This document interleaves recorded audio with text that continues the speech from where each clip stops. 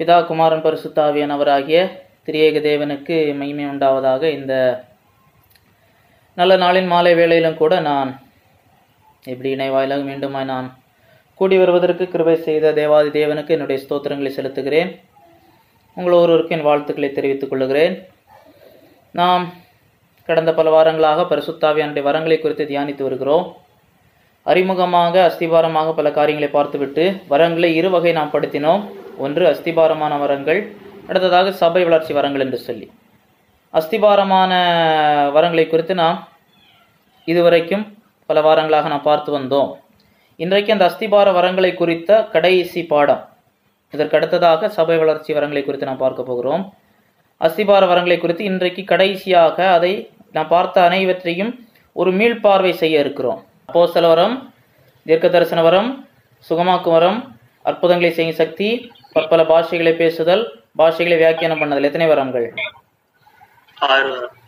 6 வரங்கள் பார்த்திருக்கிறோம். இந்த 6 வரங்கள் தான் அஸ்திபார வரங்கள் என்று பார்த்தோம். இன்னும் சில இறையியலாளர்கள் இன்னும் சில வரங்களை அஸ்திபார வரத்திற்குள் கொண்டு வருவார்கள். உதாரணத்திற்கு ஞானத்தை போதிக்கும் வசனம், அறிவை உணர்த்தும் வசனம், ஆவிகளை பகுத்தறிதல், விசுவாச வரம் போன்ற வரங்களையும் அஸ்திபார வரத்தோடு ஆரம்ப சபை காலத்தினுடைய வரங்களின் செயல்பாடு தொடர்படுத்துவார்கள். ஆனால் இன்னும் பெரும்பாலான அறிஞர்கள் அதை ஏற்றுக்கொள்வதில்லை. ஏனைய வரங்களை, இந்த வரங்களை எல்லாம் சபை வளர்ச்சி வரங்களின் பட்டியலிலே கொண்டு வருகிறார்கள். நானும் சபை வளர்ச்சி வரங்கள் பட்டியலிலே அந்த வரங்களை நான் கொண்டு வருகிறேன். ஆகையினாலே அவைகளை நாம் அடுத்து பார்ப்போம். இன்றைக்கு கிறிஸ்தவ உலகிலே பார்க்கும்போது, கிறிஸ்தவர்களுக்குள்ளே பார்க்கும் பொழுது, நாம் ஏற்கனவே ஒரு பாடத்திலே பார்த்தோம், ஹூ இஸ் எ கிறிஸ்டியன், கிறிஸ்தவர்களும் அவர்கள் நம்ப வேண்டியவைகளும் என்று சொல்லி 3 வாரமாக பார்த்தோம். கிறிஸ்தவர்களை இணைக்கக்கூடியது எது, கிறிஸ்தவர்களை வேறு பிரிக்கக்கூடியது எது? The things that unite Christians and the things that divide Christians. நாம் அப்பொழுது பார்த்தது கிறிஸ்தவர்களை ஒன்றிணைக்கக்கூடியது எது? அஸ்திபாரமான நம்பிக்கைகள். தேவன் ஒருவரே 3 ஆள் தத்துவங்களிலே ஆளுமைகளில் செயலாற்றுகிறார். மனிதன் படைக்கப்பட்டான், பாவம், வீழ்ச்சி, இயேசு கிறிஸ்து ஒருவரே இரட்சகர், இயேசு கிறிஸ்து மரித்து உயிர்த்தெழுந்தார், திரும்ப வருவார். இவைகள் கிறிஸ்தவர்களை ஒன்றிணைக்கக்கூடியது. உண்மையாக ஒருவன் கிறிஸ்தவனாக இருந்து விட்டு இயேசு மாம்சத்தில் வெளிப்படுத்த நம்பவில்லை என்றால் கிறிஸ்தவன் அல்ல. ஆனால் கிறிஸ்தவர்களை வேறு பிரிக்கக்கூடியவைகளில் சிலவைகள் இருக்கிறது. உதாரணத்திற்கு சிருஷ்டிப்பின் நாட்கள், அது 6 எழுத்தின்படியான நாட்களா? அடுத்ததாக சாக்கிரமந்துகளிலே கர்த்தருடைய பந்தி போன்றவைகள், ஞானஸ்நான முறைமைகள், ஆராதனை முறைமைகள் போன்றவைகள், இறுதி காலவியலுடைய கால வரிசைகளை குறித்த வேறுபாடுகள், அப்படி அநேகம் இருக்கிறது. இவை எல்லாவற்றையும் விட இந்த நூற்றாண்டிலே, கடந்த இந்த நூற்றாண்டிலே அதிகமான ஒரு முக்கியமான ஒரு காரியம் கிறிஸ்தவர்களை இரண்டாக வேற்றுமைப்படுத்துகிறது என்னவென்று சொன்னால், இந்த ஆவிக்குரிய வரங்களை குறித்த ஒரு பார்வை. இந்த ஆவிக்குரிய வரங்களை குறித்த ஒரு பார்வை கிறிஸ்தவர்களை இரு சாராராக, அவர்களுக்குள்ளதாக ஒரு டிவிஷன் என்ன என்று பார்க்க போகிறோம். இப்படி பிரிவினைகள் இருக்கிறது. உதாரணத்திற்கு இப்பொழுது சில ஊழியங்கள் இருக்கிறது. இப்போ கிதியன்ஸ், அதில் நான் ஊழியம் செய்திருக்கிறேன்.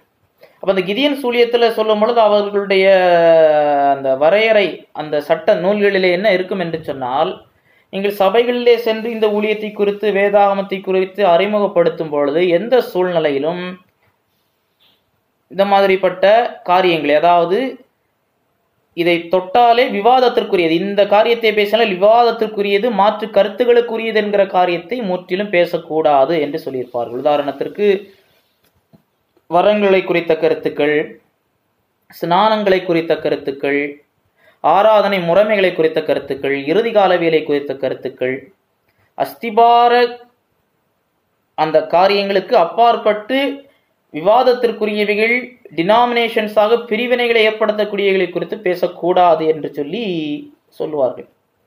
இன்றைக்கு நாம் பார்க்க இருக்கிறது இதிலே இந்த காரியம், வரங்களை குறித்து கிறிஸ்தவர்களுக்குள்ளே இருக்கிற மாற்று சிந்தனைகள், அதை தான் நாம் இன்றைக்கு பார்க்க போகிறோம். அவைகளை நாம் எப்படி அணுகுவது, நம்முடைய நிலைப்பாடு என்ன, ஏன் அதை கொண்டிருக்கிறோம், நமக்கு மாற்று நிலைப்பாடுகளில் இருக்கக்கூடியவர்கள் யார், அவர்களை எந்தெந்த நிலைகளில் வகைப்படுத்தலாம், எப்படிப்பட்டவர்களை எப்படி அணுக வேண்டும், அணுகும் பொழுது நம்முடைய நிலை எப்படி இருக்க வேண்டும், நாம் எந்த இடத்தில் நிற்க வேண்டும், அவர்களை எந்த இடத்தில் வைத்து பேச வேண்டும், எந்த இடத்தில் அவர்களோடு இணைய வேண்டும், எந்த இடத்தில் இணைய முடியாது, இணைந்து செல்ல முடியாது, அது தனிப்பட்ட வாழ்க்கை சரி, குடும்ப வாழ்க்கை சரி, ஊழிய வாழ்க்கை சரி, எந்த காரியங்களில் எந்த அளவிற்கு மேல் போக முடியாது, அப்படிப்பட்டவர்கள் திருத்த சிலரை திருப்பி கொண்டு வர முடியுமா, கொண்டு வர முடியும் என்றால் எந்த அளவு, இந்த காரியங்களை எல்லாம் நாம் அறிந்திருக்க வேண்டும்.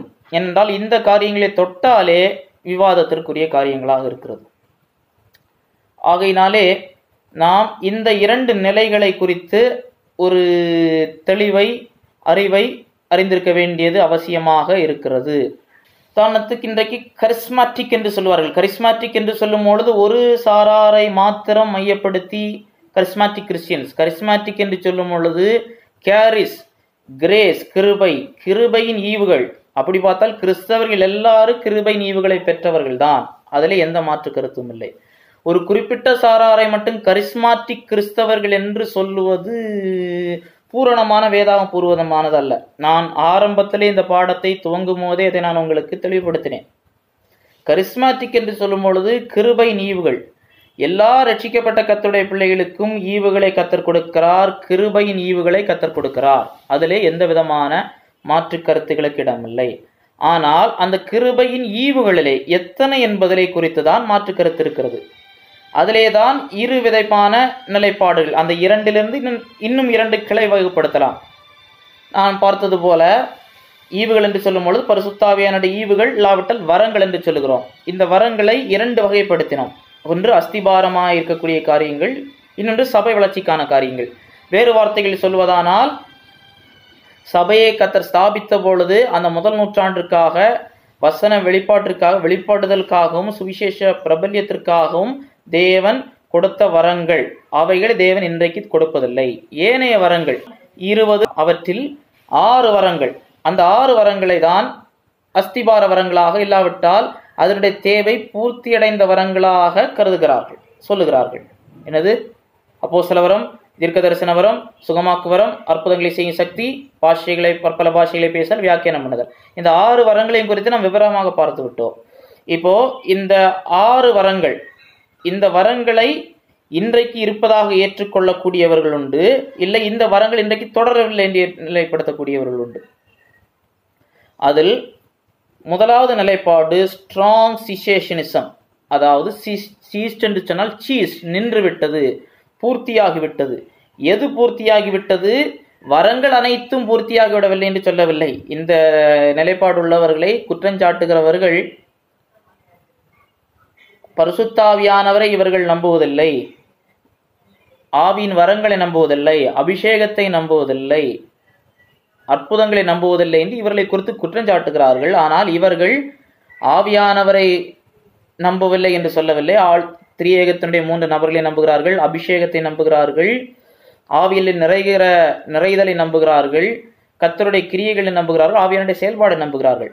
ஆனால் இந்த சீஸ்ட் ஸ்ட்ராங் சிசேஷனிசம் என்கிற நிலைப்பாடை கொள்ளக்கூடியவர்கள் என்ன நிலைப்பாடை எடுக்கிறார்கள் என்று சொன்னால், இந்த 6 வரங்கள் நீங்களாக, ஏனைய அனைத்து வரங்களும் கர்த்தர் தம்முடைய சர்வாளுமையின்படி அவர்கள் சபையிலே அவரவர்களுக்கு தேவன் பகிர்ந்தளிக்கிறார். இந்த 6 வரங்கள் இன்றைக்கு நீங்களாக என்று சொல்லி இவர்கள் இந்த நிலைப்பாட்டை எடுக்கிறார்கள். இவர்கள் வேதாகமத்தினுடைய நம்பகத்தன்மையோ ஜெபத்தினுடைய வல்லமையோ எதையுமே சந்தேகிப்பதில்லை.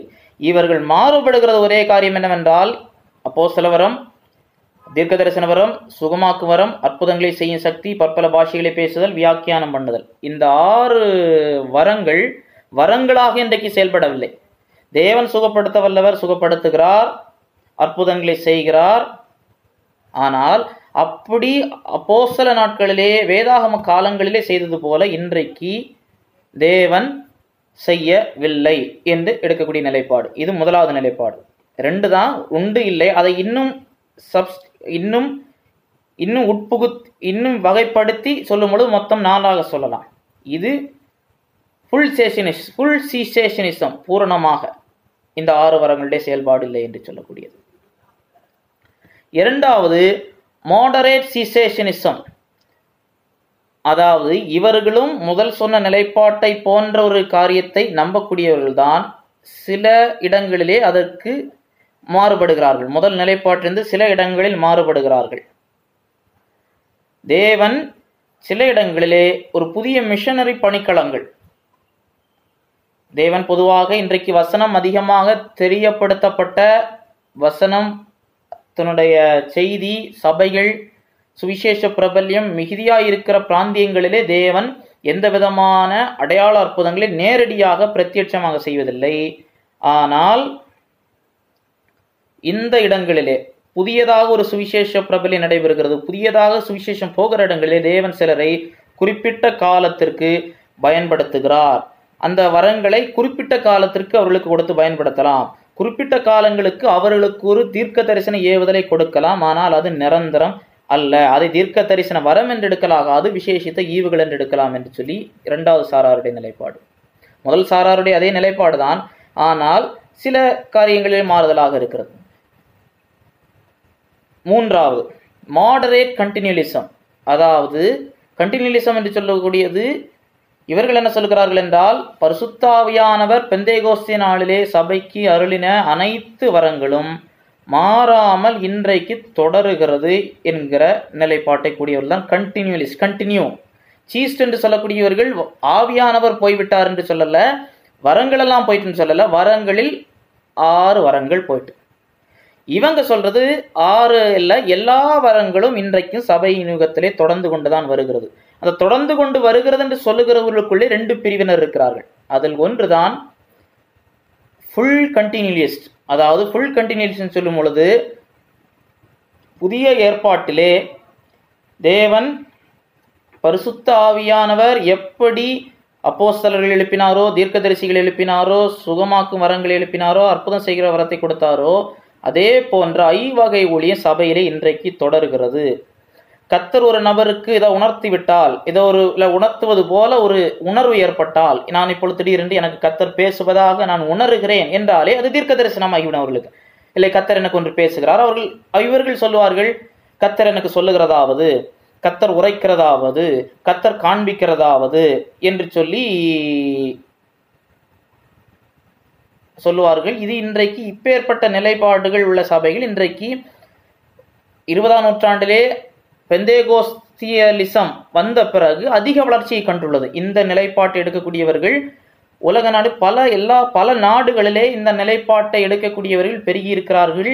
பலர் தங்களுடைய பெயர்களுக்கு முன்பதாக அப்போஸ்தலர் என்றும், தீர்க்கதரிசி என்றும், அற்புத சுகமளிக்கும் வரம் பெற்றவர் என்றும் இப்படி தங்களை அடையாளப்படுத்திக் கொள்கிறார்கள். இந்த குழுக்களிலே ஒரு சிலர் அதிக இதை மிகைப்படுத்தி தங்களை அப்போஸ்தலர்களுக்கு, அதாவது அப்போஸ்தலர்களுக்கு தேவன் கொடுத்தது போல தங்களுக்கு அதற்கு இணையான தேவ வார்த்தையை பெறுகிற அருள் இருக்கிறது என்று சொல்லி அவர்கள் என்ன செய்திருக்கிறார்கள், சில புத்தகங்கள், புக் ஆஃப் மோர்மோன், இல்லாவிட்டால் அதற்கு வேதாகமத்திற்கு இணையாக அவர்கள் பெற்ற வெளிப்பாடுகள் என்று சொல்லி சில புத்தகங்கள் எழுதியிருக்கிறார்கள். அந்த சபையை பின்பற்றக்கூடியவர்கள் வேதாகமத்திற்கு நிகராக அந்த புத்தகங்களை வாசிக்க வேண்டும். இப்படி எடுக்கக்கூடியவர்கள் வேதாகமத்திலே தேவன் சொன்ன வெளிப்பாட்டிற்கும் இவர்கள் இன்றைக்கு வெளிப்பாடு என்று சொல்லுகிறதற்கும் வித்தியாசத்தை பார்க்கக்கூடாது. கர்த்தர் அன்றைக்கு பேசினார், இன்றைக்கு பேசுவார் என்று சொல்லக்கூடியவர்கள் இதில் அதிக மிகுதிப்படுத்துகிறவர்கள். பெருவாரியான சாரார் வேதாகமத்திற்கு முதல் தரமான இடத்தையும் இவர்கள் பேசக்கூடியதற்கு 2ஆம் தரமான இடத்தையும் கொடுப்பார். ஏனென்றால் நம்முடைய தீர்க்க தரிசனம் சொல்லுதன் குறைவுள்ளது என்கிற வார்த்தையை எடுத்துக்கொண்டு தேவன் அதே அளவில் வரங்களை கொடுக்கிறார். ஆனால் இன்றைக்கு அந்த அளவிலே அது 100% இருக்கும் என்று எதிர்பார்க்க முடியாது. இன்றைக்கு குறைவுகள் இருக்கலாம் என்று சொல்கிறார். ஒரு சாரார் இல்லை, அதே அளவிற்கு இருக்கிறார் என்று சொல்லி தங்களுடைய ஸ்தாபன தலைவரையோ, தங்களுடைய இயக்க தலைவரையோ, மத தலைவரையோ, வேதாகமத்தினுடைய தீர்க்கதரிசிகளுக்கோ அப்போஸ்தலர்களுக்கோ இணையாக வைத்துக்கொண்டு அவர்கள் சொல்லுவது வேதாகம வார்த்தைக்கு இணையானது என்கிற ரீதியிலே பேசக்கூடியவர்கள் இருந்திருக்கிறார்கள். இவர்களில் அநேகர் கல்ற்றுகளாக, மாறுபாடான துர்போதனையாளர்களாக எழும்பி அநேகரை வஞ்சித்திருக்கிறதை சபை சரித்திரத்திலே நாம் பார்த்திருக்கிறோம். 4ஆவதாக மாடரேட் கண்டினியூலிஸ்ட். இவர்கள் ஃபுல் கண்டினியூலிஸ்ட் நாம் பார்த்தது. அதிலே ஒரு உட்பிரிவு தான் மாடரேட். மாடரேட் என்று சொல்லும் பொழுது இவர்கள் பரிசுத்தாவியானவருடைய அனைத்து வரங்களும் இன்றைக்கு தொடர்கிறது என்று நம்புகிறார்கள். ஆனால் அவர்கள் சில காரியங்கள் கவனமாக இருக்கிறார்கள் என்று சொல்லும் பொழுது, உதாரணத்திற்கு தேவன் சுகமாக்குகிற வரத்தை சிலருக்கு கொடுக்கலாம், சில வேளையில் கொடுக்கலாம். ஆனால் அதை வைத்து பிரபல்யப்படுத்தக்கூடாது என்று சொல்வார்கள்.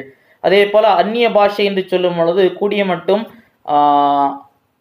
தனிப்பட்ட ரீதியிலே அதிகமாக பேச வேண்டும். சபை கூடுகிற இடங்களிலே எல்லாருமாக கூடியிருந்து அந்நிய பாஷைகளில் பாட்டு பாடுவதோ சத்தம் போடுவதோ கூடாது. அது தனிப்பட்ட ஆராதனை முறைமைகளிலே தனிப்பட்ட நேரங்களிலே நடைபெறக்கூடியது. அதே போல தீர்க்க தரிசனம் என்று சொல்லக்கூடியது ஏதோ நாளைக்கு இப்படி நடைபெற போகிறது என்று அந்த சாஸ்திரம் சொல்வது போலையோ, இல்லாவிட்டால் வானத்திலே நாளைக்கு இந்த மேகமூட்டம் எப்படி இருக்கும் என்று சொல்வது போல எடுக்கக்கூடாது.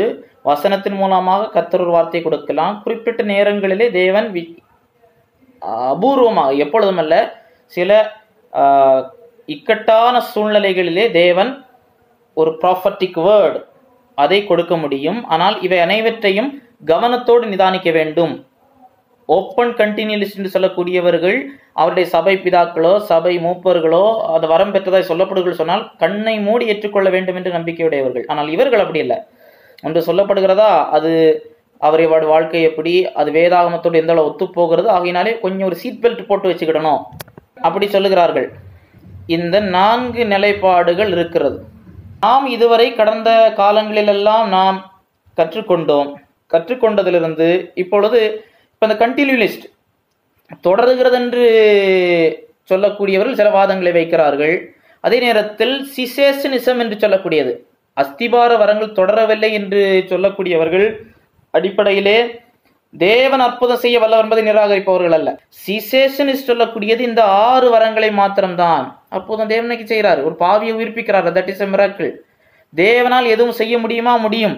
ஒரு நபர் மூலமாக கிரியை செய்ய முடியுமா? முடியும். ஆனால் இந்த சிசேஷனிஸ்ட் அஸ்திபார வரங்கள் நின்றுவிட்டது என்று சொல்லக்கூடியவர்கள் சொல்லுவது என்ன சொல்லுவது, இதை ஒரு வரமாக கொடுத்து அவர்களை அதிகாரப்படுத்தி பூரணமாய் பயன்படுத்ததான் தேவன் செய்யவில்லை என்று சொல்லுகிறார்கள் இல்லையா? தேவன் ஜெபத்தை கேட்கவில்லை என்றோ, அற்புதம் செய்யவில்லை என்றோ, அடையாளங்கள் செய்யவில்லை என்றோ, கர்த்தர் பயன்படுத்தவில்லை என்றோ எதுவுமே சொல்வது இல்லை. இப்போ இந்த இரு சாராரும் இருக்கிறார்கள். இரு சாராரிலே இப்போ கண்டினியூலிஸ்ட்னு சொல்லக்கூடியவர்கள் சில வாதங்களை அவர்களும் சொல்லுவார்கள். வேதாகமத்திலே சில வரங்கள் நின்றுவிடும் என்று நேரடியாக சொல்லவில்லை என்று பார்க்கும் பொழுது, அதே வேளையில் வேதாகமத்திலே எல்லா வரங்களும் தொடரும் என்றும் சொல்லவில்லை. அதே போல 1 கொரிந்தியர் 13:10 அது ஓய்ந்து போகும் என்று சொல்லக்கூடியதை குறித்து மாறுபட்ட வியாக்கியானங்கள் இருக்கிறது. அதே மாதிரி இப்போ அவர்கள் சொல்லுவார்கள், நீங்கள் சொல்வது போல சிலர் சொல்வது போல வரங்களை அஸ்திபார வரங்கள் சபை வளர்ச்சி வரங்கள் வகைப்படுத்தவில்லையே என்று சொல்வார்கள். அதே நேரத்தில் நாம் என்ன பார்க்கிறோம், அப்போஸ்தலர்களிலே பார்க்கும் பொழுது பேதுரு யோவான் போன்ற அப்போஸ்தலர்களுக்கும் இன்றைக்கும் அப்படி அப்போஸ்தலர்களிலே வேறு வகைப்படுத்தவில்லை. இன்றைக்கு இருக்கிறது என்று சொல்லக்கூடியவர்களே நாங்கள் அந்த நிலையில் உள்ள அப்போஸ்தலர்கள் அல்ல என்று பெருவாரியானவர் சொல்றாங்க. நாங்கள் அப்போஸ்தலர்கள் தான், வேதாகமத்தின் அப்போஸ்தலருக்கு நாங்கள் ஈக்குவல் இல்லைன்னு. ஆனால் வேதாகம அப்போஸ்தலர்னு சொல்லும் பொழுது 1 நூற்றாண்டில் அப்போஸ்தலர்கள் 1 தரம், 2ஆம் நூற்றாண்டு 2ஆம் தரம், 3ஆம் நூற்றாண்டு 3ஆம் தரம்னு அப்படியும் வேதாகமம் சொல்லுது. அடுத்து அவர்கள் சொல்லக்கூடியது இன்றைக்கு 500 மில்லியன் 50 கோடியா தான் இருக்குன்னு நினைக்கிறேன். அப்படி 550 கோடியோ 25 கோடி பேர் ஏற்றுக்கொண்டார்கள் என்று சொல்லும் பொழுது ரோமன் கத்தோலிக்கத்தை சார்ந்தவர்கள் அதிகமாக இருக்கிறாங்களே. எண்ணிக்கையை வைத்து நாம் எதையும் அளவிடக்கூடாது. எண்ணிக்கையை வைத்து இவங்க எத்தனை பேர் இங்கே இருக்கிறாங்க. இன்றைக்கு சொல்லக்கூடியது என்னவென்றால், இது நாங்கள் எவ்வளோ பேர் இருக்கிறோம், சுற்றிப்பார், இந்த சபையில் இருக்கிறோம், இந்த சபையில் இருக்கிறோம், இந்த சபையில் இருக்கிறோம், நீங்கள் 4 பேர் தான் இருக்கிறீங்க. தீர்மானிக்கிறது 4 பேர் இருக்கிறோமோ 3 பேர் இருக்கிறோமோன்னு அல்ல. வேதாகமம் சொல்லுகிறபடி இந்த அஸ்திபார வரங்கள் பூர்த்தி அடைந்து விட்டது என்று சொல்வதற்கான பிரதான வாதங்களாக நாம் மீள்பார்வை செய்ய வேண்டியவைகள், முதலாவது அற்புதங்கள். அற்புதங்கள் என்று சொல்லும் பொழுது 3 காலகட்டங்கள், மோசே, யோசுவா, எலியா, எலிசா, கிறிஸ்து, அப்போஸ்தலர்கள். இந்த காலகட்டங்களில் தான் தேவன் அற்புதங்களை அதிகமாக பயன்படுத்தி இருக்கிறார். இடைப்பட்ட காலங்களிலே அவசியப்பட்ட நிலைகளில் மட்டும் பயன்படுத்தி இருக்கிறார். எதற்கு அற்புதங்களே தேவன் அற்புத வரங்களோடு, அற்புதம்னு சொல்றதை விட அற்புத வரங்களை பரிபூரணமாக பிரத்யட்சமாக தேசமெங்கு செய்தது. எதற்கு? ஒரு ஊழியரை அனுப்பி அவருடைய செய்தியை அதிகாரப்படுத்துவதற்கு, தேவன் வெளிப்படுத்துகிறார் என்பதை அதிகாரப்படுத்துவதற்கு, தேவன் தான் பேசுகிறார் என்பதை ஜனங்கள் புரிந்து கொள்வதற்கு. இப்போ எலியா சொல்றார், நான் கர்த்தருடைய வார்த்தையின்படியே செய்த என்பதை அதிகாரப்படுத்த அக்கினி இறக்கும்னு சொல்லிட்டு. இயேசு கிறிஸ்துவை பார்க்கும் பொழுது அவர் வானத்திலிருந்து ஜீவ இறங்கின ஜீவ அப்பம். அதே போல் அப்போஸ்தலர்கள் செய்தது அவர்கள் கர்த்தருடைய அதிகாரத்தினால் செய்கிறார்கள். யார் சொல்லுவார்? கமாலியல் சொல்வார். தேவனால் உண்டானதென்றால் ஒழிக்க முடியாது என்று சொல்லுவார். இது அற்புதங்கள். அந்த அற்புதங்கள் காலகட்டங்களிலே வெளிப்பாடுகளோடு தொடர்படுத்தி தான் வந்திருக்கிறதா பார்க்கிறோம். இன்றைக்கு புதியதாக தேவன் வெளிப்படுத்தி கொடுப்பதில்லை. அதே போல அப்போஸ்தல தீர்க்கதரிசன வரம் அஸ்திபார வரமாய் காணப்படுகிறது. அதே போல இந்த அப்போஸ்தல வரம் அஸ்திபார பணியோடு முடிந்து விட்டது. அப்போஸ்தலராக இருக்க வேண்டும் என்றால் உயிர்த்தெழுந்த இயேசுவை பார்த்திருக்க வேண்டும், நேரடியாக இயேசு கிறிஸ்துவில் நியமிக்கப்பட்டிருக்க வேண்டும், அற்புதங்களை செய்யக்கூடியவராக இருக்க வேண்டும். இவைகளெல்லாம் இன்றைக்கு எழுத்தின்படியாக செய்ய முடியாது. ஏனென்றால் அது சாத்தியமில்லை. ஏனென்றால் உயிர்த்தெழுந்த இயேசுவை நேரடியாக இன்றைக்கு பார்க்க முடியாது, நேரடியாக இயேசு கிறிஸ்துவில் நியமிக்கப்பட முடியாது, நேரடியாக அப்போஸ்தல அளவிலே அற்புதங்களை செய்ய முடியாது. அதே போல அதற்கு பிறகு அற்புத அடையாளங்களை குறித்து பார்க்கும் பொழுது உடனடியாக எப்பேற்பட்ட நோயாக இருந்தாலும் சுகமளிக்கக்கூடியவராக இருக்க வேண்டும். எந்த நோயாக இருந்தாலும், இப்பொழுது கொரோனா என்று இருக்கிறது, கொரோனாவை அவருக்கு சுகமளிக்கும் வரம் இருக்கிறதா என்பதை பார்க்க வேண்டும் என்றால் கொரோனா வார்டுக்குள்ளே அவரை அனுப்பி சுகமளிக்கிற வரத்தை செயல்படுத்த செய்ய வேண்டும். ஆனால் என்ன நடைபெறுகிறது? அநேக பாஸ்டர்மார்கள் தான் முதலாவதாக தடுப்பூசி போட்டுக்கொண்டார்கள். மருந்தெடுப்பதாவது போடுறது தவறில்லை. ஆனால் எங்களுக்கு எல்லாம் இருக்கிறது என்று சொல்லி எங்களுக்கு எதுவும் தேவையில்லை என்று பேசுவது என்று பாவம் சில விசுவாசிகள் இதை நம்பி அவர்கள் போடாமல் இருக்கிறார்கள். அப்படி நடைபெறுகிறது. அதே போல சபை சரித்திரத்திலே பார்க்கும் பொழுது அந்த பற்பல பாஷைகள் பேசக்கூடியதாக இருக்கட்டும், தினசரி நடக்கிற அனுபவங்களா இல்லை. பெந்தேகோஸ்தே நாள், அதற்கு பிறகு அடுத்த 14 ஆண்டுகளுக்கு இடையிலே தான் அடுத்த 10வது அதிகாரத்தில் அப்போஸ்தலர் நடவடிக்கையில் வருகிறது. 3வது மென்ஷன் பவுலுக்கு ஆதி ஊழியத்தில் வருகிறது. அதுக்கு பிறகு 1 கொரிந்தியர் தான் வருகிறது. அதுக்கு பிறகு அடுத்து வந்த பவுலுடைய 9 நிருபங்கள்ல ஒன்றுமே வரல. அதற்கு பிறகு சபை பிதாக்களை குறித்த கூற்றுகள், சபை பிதாக்களுடைய கூற்றுகளை குறித்து பார்க்கும் பொழுது அவர்கள் அநேக சபை பிதாக்கள் இவைகள் எங்களுடைய காலங்களில் நடைபெறுவதில்லை என்று சொல்கிறார்கள். கத்தோலிக்க சபை நாங்கள் சுகமளிக்கிறோம் என்று சொல்லி எங்களுடைய குருக்களுக்கு இவைகள் இருக்கிறது என்று சொன்னார்கள். அதற்கு ஒரு சீர்திருத்தவாதிகள் வரும்போது இல்லை, இது வெளிப்பாடோடு தொடர்புடையது என்று சொல்லி அதற்கு பிறகு அது அப்படியே போனது. இன்றைக்கு பெந்தேகோஸ்தலிசம் வந்த பிறகு திரும்பவும் இது எழும்பி இருக்கிறது. இந்த காரியங்களுக்கு இன்றைக்கு ஒரே நாளில் தீர்வு ஏற்பட்டு விடுமா என்றால் தீர்வு ஏற்பட்டு விடாது. இந்த 4 நிலைப்பாடுகள் இருக்கக்கூடியவர்கள் எல்லாரும் ஒரே நாளில் எல்லாம் ஒரே போல நம்புவதா இன்றைக்கு மாறப்போவதில்லை. அது கர்த்தருடைய வருகையிலே தான் எல்லாரும் எல்லாம் தெளிவடையும். அவர்கள் ஒரு சாரா சொல்லுவார்கள், சிசேஷனிஸ்டை பார்த்து கண்டினியூஸ் சொல்லுவார்கள், நீங்கள் வளர வேண்டும் என்று. அவர்களை பார்த்து இவர்கள் சொல்லுவார்கள், வளர வேண்டும் என்று சொல்லி. ஆகையினாலே சிலர் இந்த ஏரியாக்குள்ளே நுழைவதில்லை. வரங்களா, அது கர்த்தருக்கு, நம்ம ஆண்டவருக்கு பயப்படுவோம், நமக்கு தந்தது நமக்கு, அவனுக்கு படி அளந்தது மாதிரி இருக்கட்டும் என்று சொல்லி ஆகையினாலே ஒன்றிணைக்கக்கூடிய காரியங்களிலே தான் அதிகம் உற்சாகமா இருப்பாங்க. வேறு பிரிக்கக்கூடிய காரியங்களிலே அநேகர் உற்சாகம் காட்டுவதில்லை. ஏனென்றால் போனா அவர்களுக்குள்ளதாக வேற்றுமை வந்துடும். ஒருவனு நம்புவார், இவரு நம்புவார், எதுக்கு நம்ம நீ எப்படி நான் அப்படின்னு சொல்லணும். அன்பு திரளான பாவங்களை மூடும். ஆகையினாலே எல்லாரும் அன்பு கூறுவோம். சிலருக்கு சொல்யூஷன் அதுதான், அன்பு திரளான பாவங்களை மூடும், ஆகையினாலே அன்பு கூறுவோம் என்று சொல்லி அவர்களுடைய சிலருடைய சொல்யூஷன். இப்போ நாம் கடைசியாக நான் பார்க்க வேண்டியது ப்ராக்டிக்கல் அப்ளிகேஷன். இதனால என் வாழ்க்கையில் என்ன, இதில் 4 எது எடுத்தாலும் பிரச்சனை இல்லையா, இல்லாவிட்டால் இதில் ஏதாவது ஒரு சிலவற்றை எடுத்தால் நம் வாழ்க்கைக்கு பாதிப்பு ஏற்படுத்துமா? இதில் நாம் எங்கு நிற்கிறோம் என்று சொல்லக்கூடியது நம்முடைய வாழ்வில் விளைவை ஏற்படுத்தக்கூடியது. கிறிஸ்தவர்களாக இருக்கக்கூடியவர்கள் இதில் 4 நிலைகளுக்குள்ளதாகவும் நிற்க முடியும். இன்றைக்கு நிற்கிறார்கள். நிற்கிற எல்லாரும் கிறிஸ்தவர்களா என்று கேட்டால் அதை நாம் சொல்ல முடியாது. ஆனால் கிறிஸ்தவரா இல்லையா என்று தீர்மானிக்கக்கூடியது இயேசு கிறிஸ்துவோடு அவருக்கு இருக்கக்கூடிய தனிப்பட்ட ஐக்கியம், மறுபெறப்படுகிற இந்த காரியம். ஆனால் கிறிஸ்தவ வாழ்வு மறுபெறப்படைவதோடு ரட்சிக்கப்படுவது மட்டும் நின்று விடுகிறதா என்றால் அதற்கு பிறகு கிறிஸ்தவ வளர்ச்சி என்று வரும்பொழுதுதான் இவைகள் எல்லாம் வருகிறது. இவைகள் வரும்பொழுது ஒரு மனிதர் முழுவதுமாக அனுபவங்களையே நம்புவார் என்று சொன்னால், இல்லை சொல்றதெல்லாம் கர்த்தர் சொல்றாருன்னு. இப்போ இன்றைக்கு கிறிஸ்தவத்தினுடைய பெயரை வைத்து சிலர் பிழைப்பு நடத்துகிறார்கள். கர்த்தர் பேசாமலே பேசினார்னு சொல்லி சிலர் பேசி வருகிறாங்க, தீர்க்க தரிசனம் சொல்லி வர்றாங்க. அப்போ இதெல்லாம் நம்பக்கூடியவங்க அவங்களுக்கு பர்சனல் ப்ராஃபஸி அவங்களுக்கு நம்புவாங்க. எங்களுக்கு கர்த்தர் இப்படி செய்ய போறாரு, இந்த ஆண்டுல செய்ய போறாரு, இதுல செய்ய போறாரு, அதுல செய்ய போறாரு. ஆனா இவர்கள் சொன்னபடி நடக்காத பட்சத்துல அதை பிரசங்கியார்கிட்ட மீண்டும் ஒருவேளை கேட்டால் அது நீ பாவம் செய்துட்ட, இல்லை உனக்கு ரகசிய பாவம் இருந்துட்டு, இல்லை சரியில்லை, உனக்கு காணிக்க கொடுக்கல, ஏதாவது ஒன்று சொல்லி, இல்லாவிட்டால் உனக்கு ஏதோ ஒன்று பிரச்சனை என்று சொல்லும் பொழுது, இல்லாவிட்டால் கத்தர் கண்ணோக்கவில்லை, கத்தர் உனக்கு பிடிக்கல, கத்தருக்கு வந்து உன்னை பிடிக்கல, அப்படி அநேகர் கிறிஸ்துவ வாழ்விலே மனமடிவாகி தளர்ந்து விடுகிறத நம்ம பார்க்குறோம். அது ஒரு பக்கம் நடைபெற்று கொண்டிருக்கிறது. இந்த அனுபவங்கள் அவங்க நினைச்ச மாதிரி தீர்க்க தரிசனம் என்று யார் வேண்டுமானாலும் நாங்கள் சொல்றோம்னு சொல்லலாம். ஆனால் இவர்களுக்கு அது நடைபெறாத உடனே அநேகருடைய வாழ்வு பாதிக்கப்படுகிறது. இல்லை தீர்க்க தரிசிகள் என்று சொல்லுகிறவர்கள் சொன்னதை நம்பி நடுத்தெருவிற்கு வந்தவர்கள் உண்டு, நடுத்தெருவுக்கு வந்தவங்க உண்டு. அது வேதனைக்குரிய ஒரு காரியம். ஆகையினாலே நாம் இங்கே எந்த இடத்துல நிற்கிறோம், நம்முடைய வாழ்விலே எந்த இடத்துல எந்த விதமான தீர்மானங்கள் எடுக்கிறோம், யாரோடு நாம் நிற்கிறோம் என்று சொல்லக்கூடியது மிகுந்த முக்கியமானது. உதாரணத்துக்கு ஒரு ஊழியன் எடுத்துப்போமே. ஊழியன் எடுத்துக்கொள்ளும் பொழுது தேவன் சபையின் காலகட்டத்தில் அனைத்து வரங்களை தொடர்கிறது என்று சொல்லுகிறவர்களையும் கர்த்தர் உபயோகப்படுத்தி இருக்கிறார், இல்லை என்று சொல்ல முடியாது, பயன்படுத்தி இருக்கிறார். அவர்கள் மூலம் அநேகர் ரட்சிக்கப்பட்டிருக்கிறாங்க, அநேகர் கர்த்தரை அறிந்திருக்கிறாங்க, அநேகர் தியாகமான வாழ்வு வாழ்ந்திருக்கிறாங்க. நீங்க பார்க்க வேண்டியது இந்த 4 நிலைகளில் அவர் எந்த இடத்துல நிற்கிறார். அப்போ அவரோடு எந்த இடத்துல நான் எங்க நிற்கிறேன்னு பார்க்கணும். நான் எங்க நிற்கிறேன், இதுல 4 நிலைகள்ல உள்ளதுல அவங்க எந்த இடத்துல நிற்கிறாங்க அப்படின்னு பார்த்துட்டு, இதுல வந்து சிலர் என்னது ஃபுல் கண்டினியூலிசத்துல ஃபுல் எக்ஸ்ட்ரீம்ல நிற்பாங்க.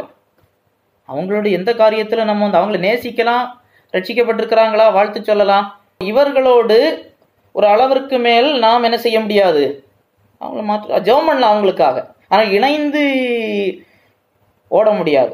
அப்படி என்றால் இதை நீங்கள் அறிந்து கொண்ட முதலாவது நீங்கள் நிற்கிறதுல உறுதியா இருக்கணும். ஏனென்றால் மாற்றுதல இருக்கிறவங்க அடுத்த 3 லெவல்ல இருக்கிறவங்க வந்து இல்லை அப்படி சொல்லுவாங்க, இப்படி சொல்லுவாங்க, அது போச்சு இது போச்சு. இப்போ இந்த வாழ்க்கையினுடைய முக்கியமான கட்டங்களில் ஊழியம், ஃபெல்லோஷிப் ரட்சிக்கப்பட்ட எல்லாரையும் நம்ம நேசிக்கலாம், ரட்சிக்கப்படாதவங்களையும் நேசிக்கணும். ரட்சிக்கப்பட்ட எல்லாரும் நேசிக்கலாம், சபைக்கு வர்றாங்களா வரலாம்.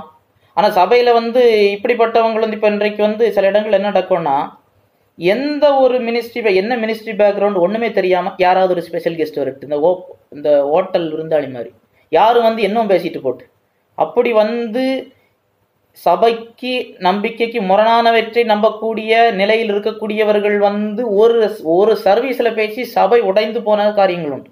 ஒரே சர்வீஸில் சர்ச் உடைஞ்சிருக்கு, சர்ச்சில் அடிதடி வந்திருக்கு. அதனால வந்து இதில் அப்போ இந்த ஒரு மினிஸ்ட்ரி, பர்சனல் லைஃப், நம்முடைய வாழ்வின் கட்டங்களில் வந்து நான் இப்படி ஒரு படிப்பு படிக்க போகிறேன், 12th முடித்த பிறகு நான் என்ன படிப்பு படிக்கலாம், இதில் வந்து ஃபுல் கண்டினியூஸில் இருக்கிறவங்கன்னா தீர்க்கதரிசி நம்ப கூட அவர்கள் வந்து ஜெபித்து உனக்கு இதுதான் கர்த்தர் காணிக்கிறார் என்று அவர்கள் ஏதாவது ஒன்று சொல்வார்கள். அப்படியே நீங்கள் நம்பி போய்கொண்டிருந்தீர்கள் என்றால் அது உங்கள் இக்கால வாழ்வையும் பாதிக்கும். இவர் சொன்னதை நம்பி இதை படித்தேன், இதை கிழிச்சு போட்டேன், இதை நம்புறேன், இவர் சொன்னதை நம்பி சிலர் வந்து கர்த்தர் என்ன ஊழியத்துக்கு அழைச்சாருன்னு அவர் நீ ஊழியத்துக்கு வரணும், கர்த்தர் உன்னை வானலாவு உயர்த்துவார் அப்படின்லாம் சொல்லி வந்தேன், ஊழியத்தில் வந்து அப்படி ஒன்றும் இல்லை, கர்த்தரே இல்லை சொல்வதெல்லாம். அப்போ நம்முடைய வாழ்வின் முக்கியமான காலகட்டங்களில்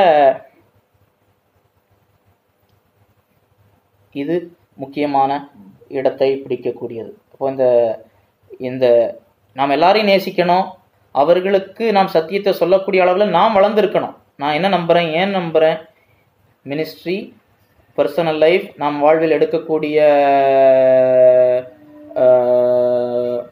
முக்கியமான தீர்மானங்கள். அடுத்ததாக குடும்பம்.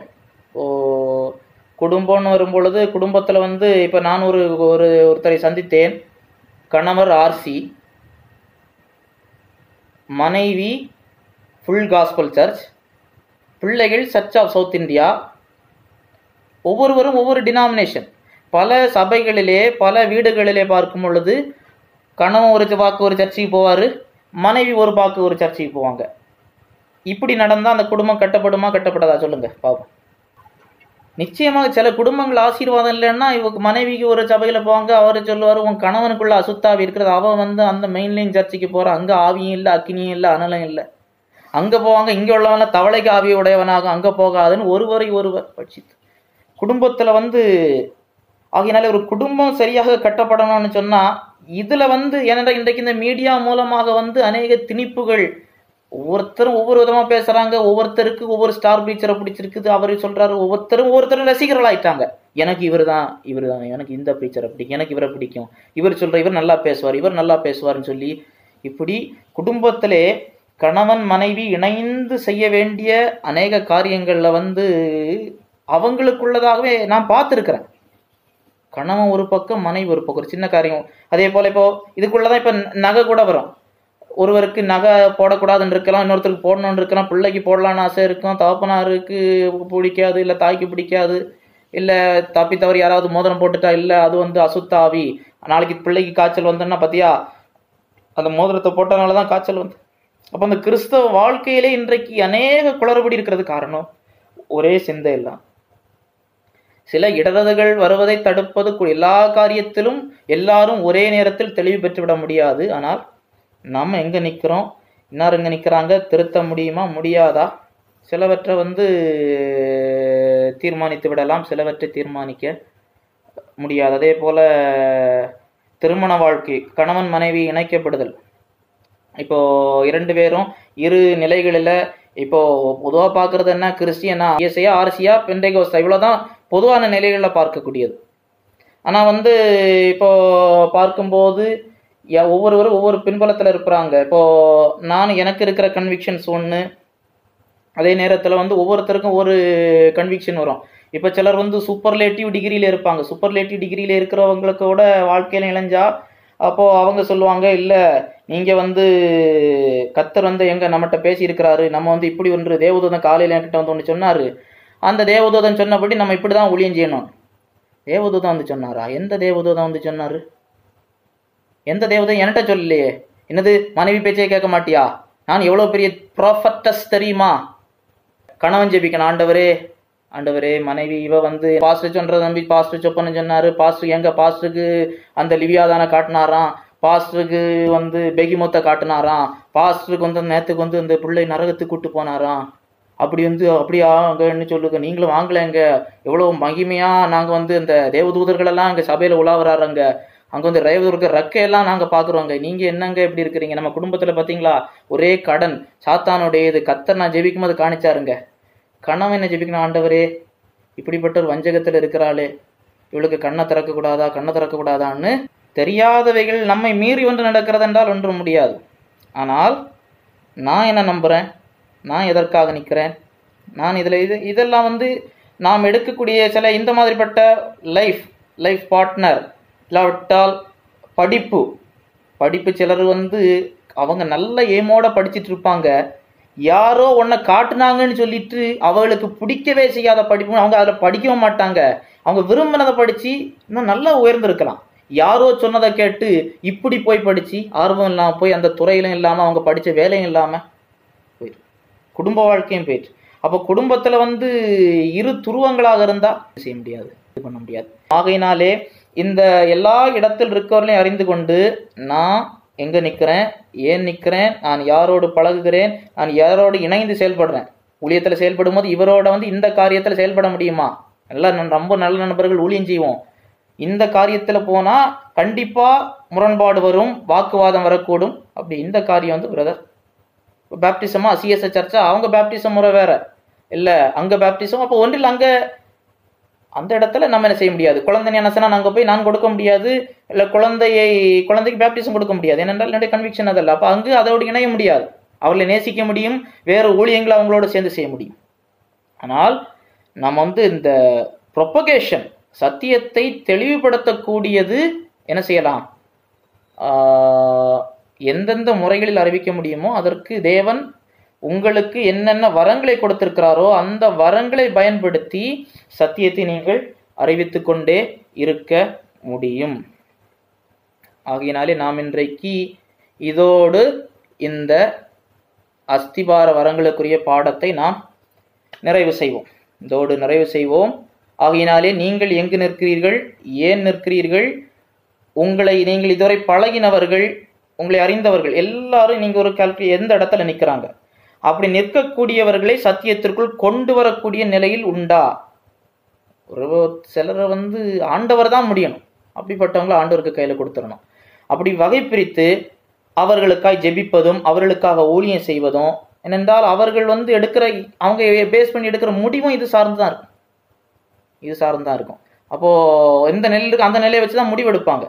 அவற்றை அறிந்து செயல்பட வேண்டியதற்கு தேவன் ஞான கிருபை அவசியம். கடைசியாக அப்படின்றா நம்மக்கிட்ட அப்போ தேவன் ஒன்றும் பேச மாட்டாரா, நடத்த மாட்டாரா அப்படி என்று கேட்டால் அப்போ இதே கிரிட்டிசிசம் நமக்கு வரும்.